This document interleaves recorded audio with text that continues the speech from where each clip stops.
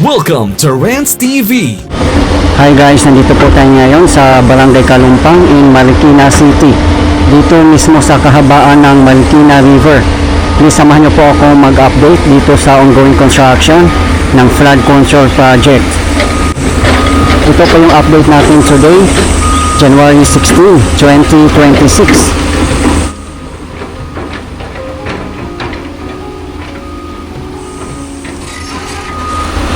2 months ago, dito po tayo nag-update at ngayon ito na po ang latest development.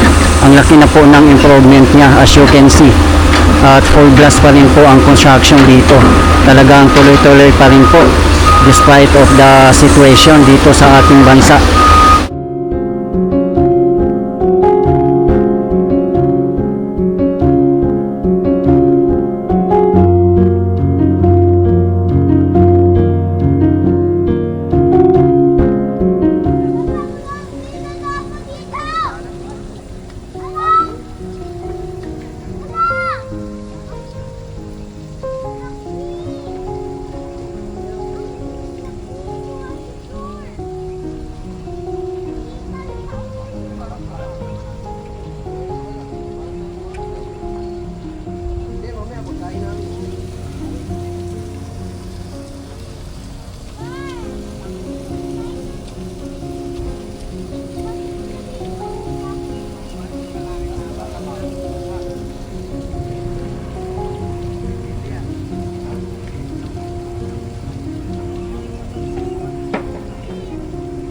Ka ba, Brad?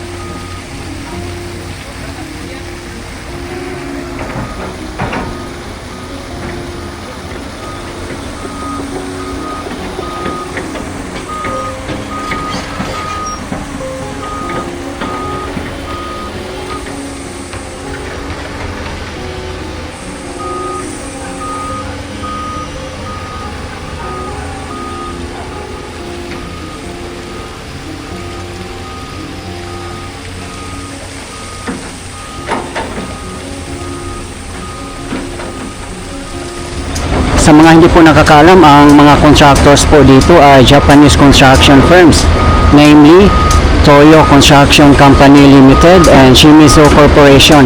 Yan po ay joint venture ng mga Japanese construction firms.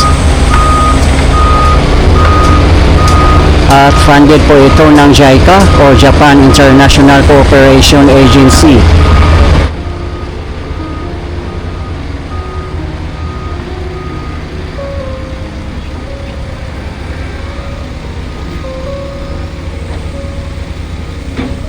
Makikita po talaga natin dito na napakatibay ang gawa ng mga Japanese construction firms. At ayan po ang kakapal. 2 layers po ang pader dito at naka-slope at naka-box pa siya. Tagtad po ng bakal.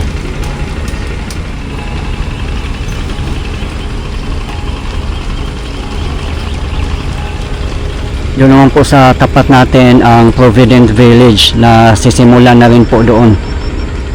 Abangan nyo po guys, mag-update din po tayo dyan. Sa mga hindi po nakakaalam, kabilaan po itong flood control project dito sa kahabaan ng Marikina River. Nasa baba lang po natin ang river banks at SMCT Marikina. Mag-update din po tayo doon na segment.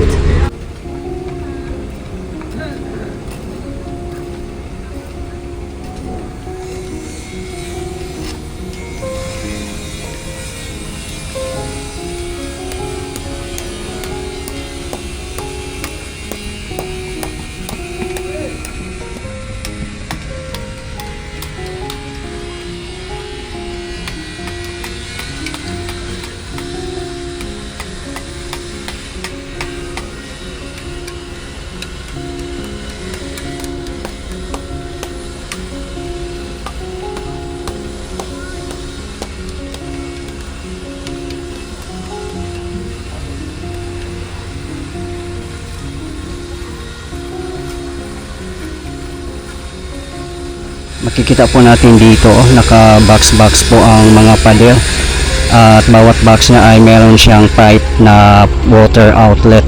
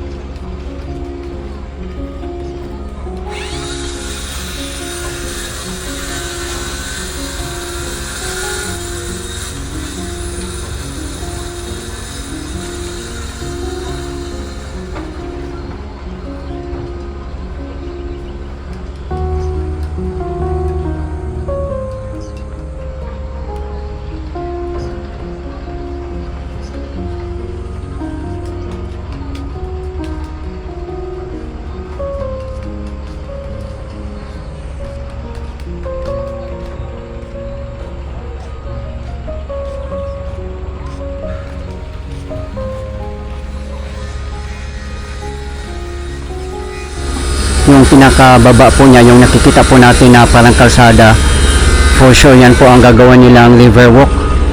At syempre magkakaroon din po yan ng bike lane. So perfect po dito mag-jogging, biking at mag-walking, lalo na sa umaga at bandang sunset.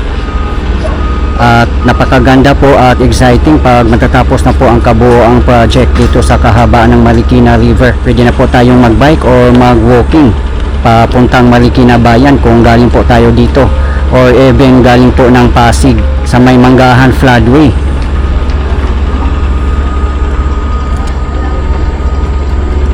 At kabilaan pa po ito, kaya panalo. Medyo matagal na nga po na simulan ang project na to at nakailang years na rin po ito. At okay lang po yun guys, no? At least tuloy-tuloy po ang pagtatrabaho nila dito.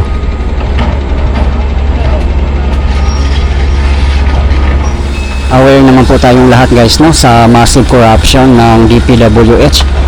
Kaya yung mga kababayan nga po natin ay wala na pong tiwala, lalo na po sa DPWH at iba pang sangay ng government. Kaya majority sa mga kababayan natin mas prefer na po nila ang foreign construction firms katulad ng Japanese at mga Korean construction firms. Di bali na lang daw po mahal, at least sulit naman po at quality. At higit sa lahat, international standard daw po ang mga gawa nila. Talagang wala daw pong corruptions kasi ang transaction po dito ay government to government.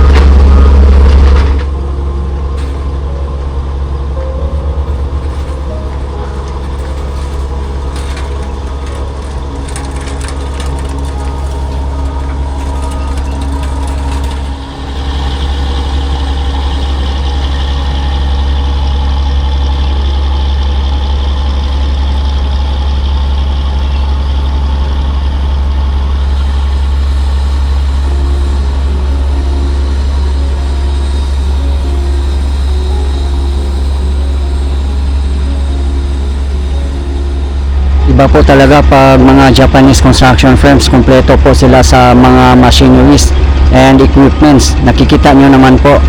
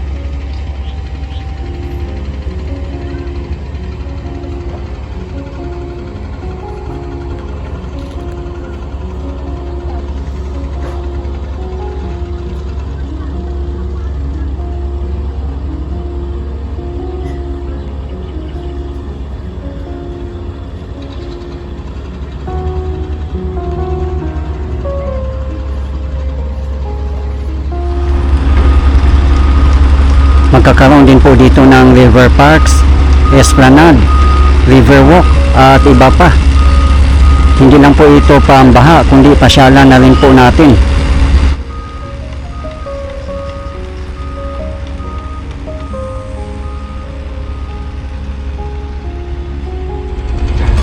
Kahit Japanese construction firms po ito, yung mga workers naman po nila ay mga Filipino. Siguro yung mga engineers at iba pang mga big boss nila ay mga Japanese po siguro.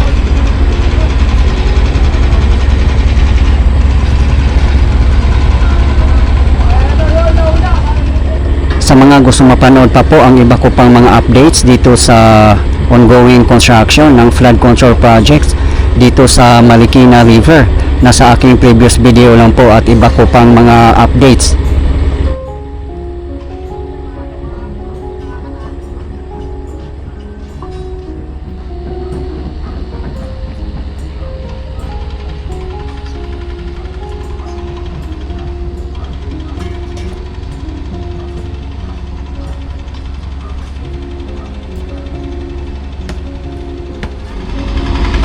Dito po tayo nakapwesto sa may residential area sa taas lang po ng ongoing project.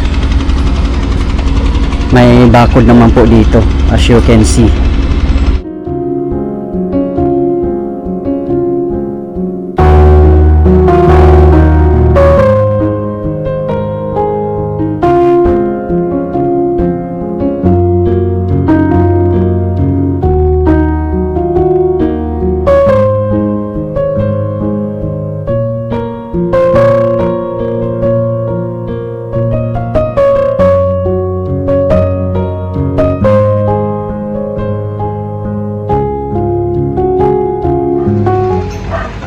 Ayun lang po sa tapat natin ang Marikina Bayan.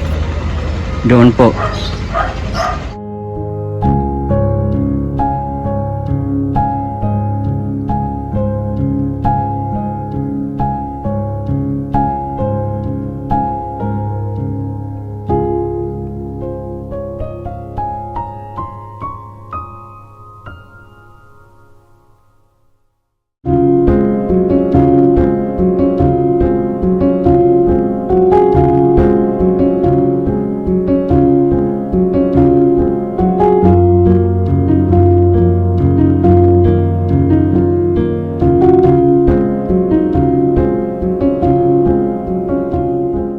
Ayan po ang Kalumpang Barangay Hall.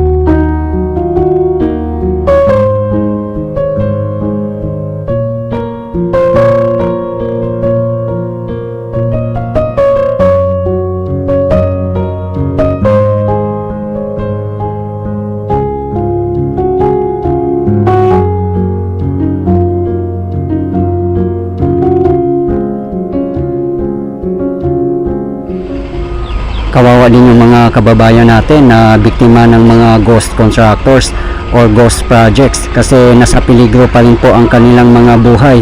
At sana nga po no, managot na po ang dapat panagot.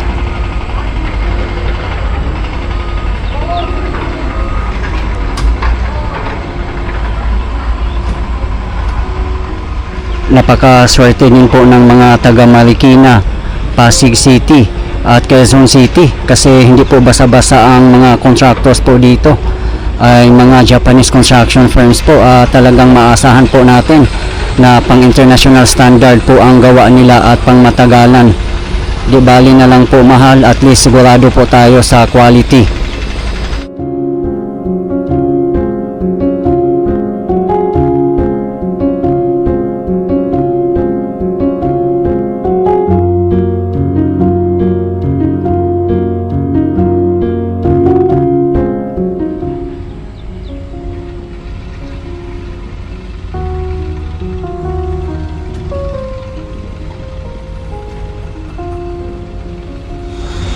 Diba guys, ganun po siya kakapal at katibay.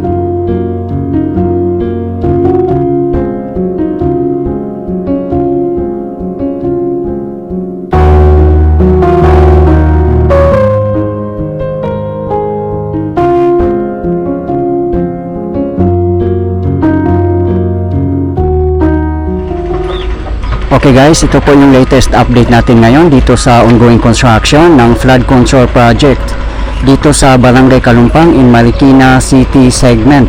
As of today, January 16, 2026.